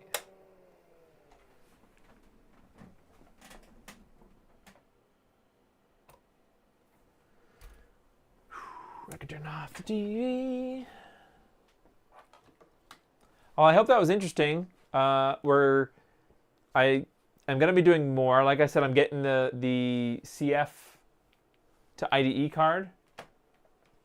CF to IDE, and the IDE 16-bit IDE card, right? So I need this MFM card only connects floppy disks, and because MFM is, I guess MFM, that type of encoding for these drives, is the same type of encoding as the disks, the floppy disks. And actually, I think that MFM is still used in actual CDs today. But they're similar. They use similar encoding. That's why they can use the same card here. But we need an IDE card, the integrated drive electronics card, which I've heard that IDE is not like IDE on this board. It really doesn't do anything other than like forward along the 16-bit ISA bus, because there's not many components that you need to connect an IDE or integrated. Like, that's the reason it's integrated, is because that card and the drive are together, and all you need to do is connect with an IDE cable. So I've got to wait for that. Then I want the AdLib card, and then I don't know about what to do about EGA, and I need to get that CGA/EGA. There's a couple of projects. Let me just show. I'll share just for a minute. I'm going to share my screen. So this is one of the, actually, let me see, list of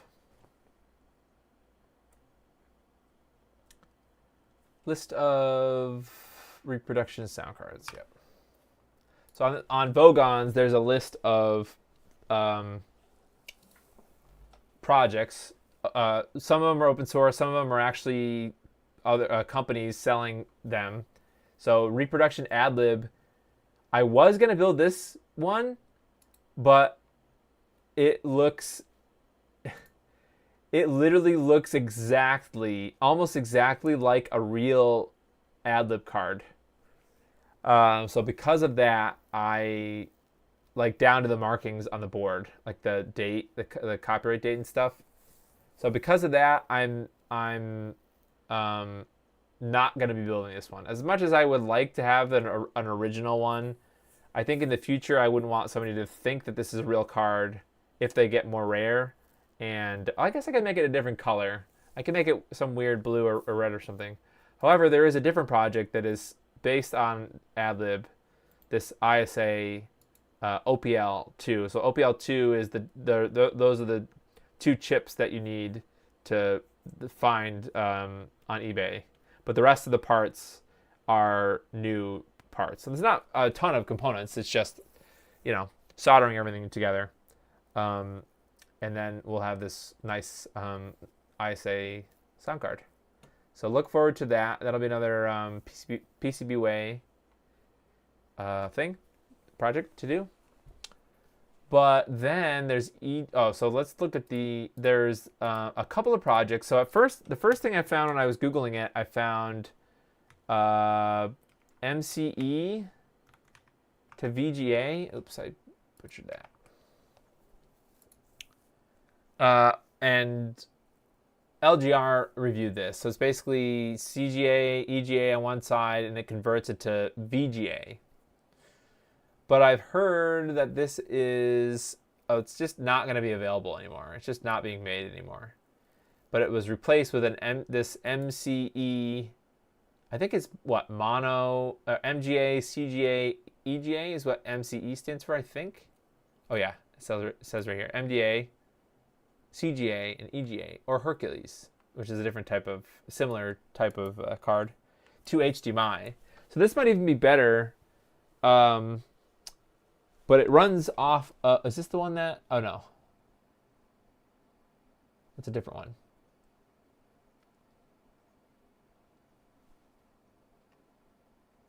Well, anyways, it converts to HDMI instead of VGA, which is fine for the RetroTink. However, it's sort of annoying if it wanted to connect this to a VGA monitor or LCD, VGA LCD monitor, something like that, like something newer. So it's kind of annoying. I wanted a VGA one, but like I said, they're not a direct convert. You have to do some weird logic to convert from this digital RGB signal to an actual VGA signal. So but I think that this would probably be the highest quality, probably the highest quality, because it's. I don't know if there's an analog to digital conversion and then back to digital, or like wait, CGA is digital, so there's like a digital to analog to convert it to VGA, but then from VGA to HDMI. I don't know if that's how this is working, or if there's like some kind of a FPGA that just converts it to digital. So if this is a digital to digital CGA thing, I don't know. But it's also kind of expensive, although I guess 49 euros is fine. But you still have to buy, for an IBM PC or CGA specifically, you have to also buy this. Wait a minute. Oh, and you have to buy a Raspberry Pi 3 Plus. And I would have to 3D print my own enclosure. So all in, everything all together would be, except for the Raspberry Pi, although this one includes Pi. So it would be 67, oh no, 116 euros, which is a lot for this, I think. And I don't think this version is not open source, as far as I know. So I would not be able to build my own.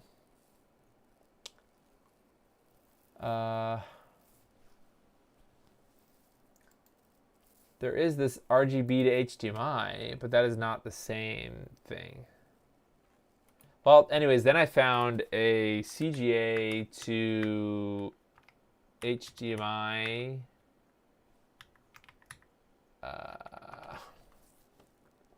I feel like it would be the perfect project to do on like a Raspberry Pi Pico or something, but obviously the Raspberry Pi itself has that HDMI output, so that's why it's helpful. Is this it? This is like a different project. It's kind of a similar thing, although it requires a. Let me see if I can get to the actual GitHub. Here we go. So it requires a Raspberry Pi Zero, which I've had for a while. I have one already. So I have this Raspberry Pi Zero. This is a hat that goes on top of it, and then it has a. Wait, where's the actual repo? Oh, that is the same project, huh? That's interesting. There's no pictures of it though. Oh, let's go to the wiki. Okay, this there we go. Ooh, look at that. That looks good. Huh. So I could. These are available for sale, I believe, or they were. They were kind of expensive, so I didn't pull the. They were out of stock, and I put my email in to wait for them to notify me when they came back, and they came back like the next day. But they're pretty expensive for it. So in my case, I would need both this shield here, and then there's this breakout connector, and I would need the. There's a TTL. Let me see if I can get to what the boards look like. Let me see if they're still in stock now.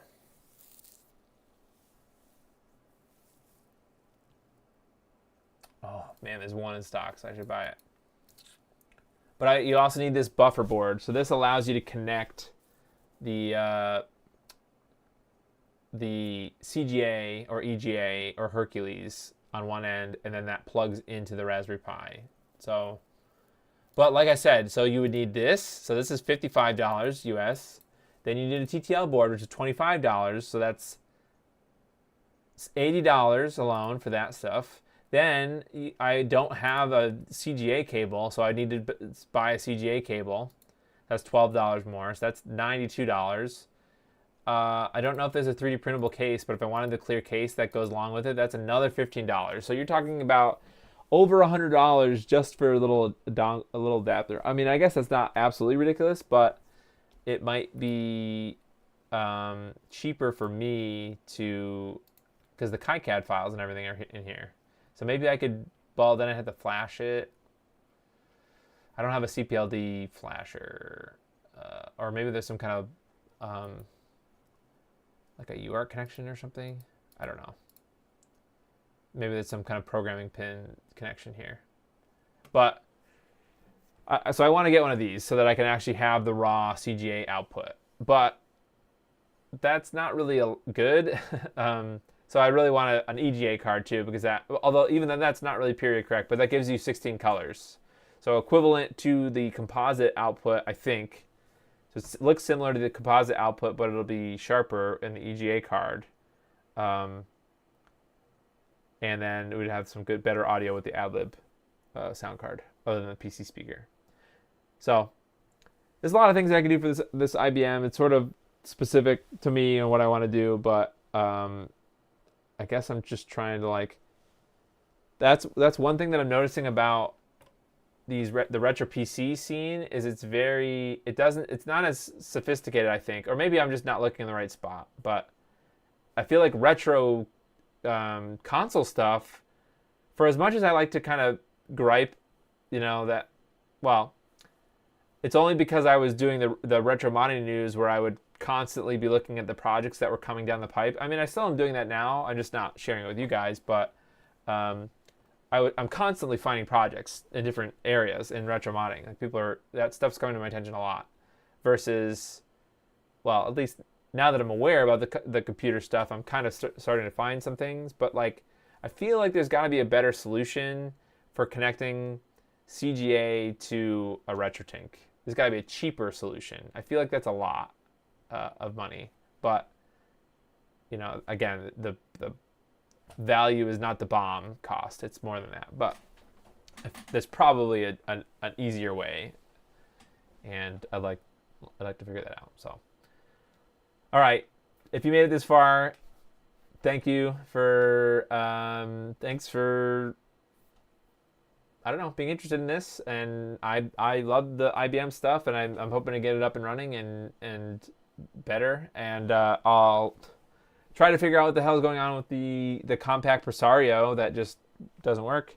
And I got I'm trying to build a Quake machine, and then I think I'll probably be done for streaming PC stuff. Although I still enjoy it, but then it's maybe it'll be back to some mods. I would like to do the Wii HDMI mod. I kind of gave up on the. Maybe I could try to convince Zaxor. You can probably barely see it in there. Maybe I'll try to convince Zaxor to hop on a stream, and I can try to finish that Turbo Nanza in the Core Graphics that we started a while ago, a couple of weeks ago. But, yep.